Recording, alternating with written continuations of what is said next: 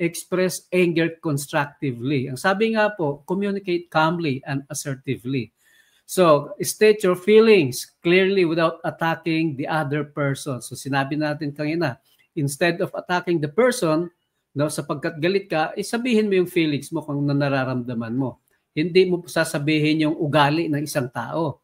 No, hindi mo anuhin yung kahinaan ng isang tao. Hindi mo atakihin kung ano siya.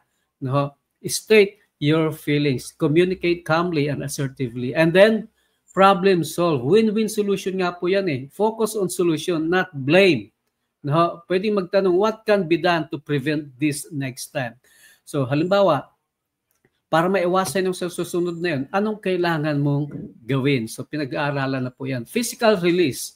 So, pagka ikaw po ay emotional o parang meron kang, parang galit ka na, exercise. Ang taong nag-exercise lagi, hindi po magagalitin. So, walking or other healthy activities can help release tension. Yan, mga kapatid. So, sa halip na magbukmok, ay maglakad-lakad, mag-exercise, walking, yan, makakatulong para ma-manage ang anger.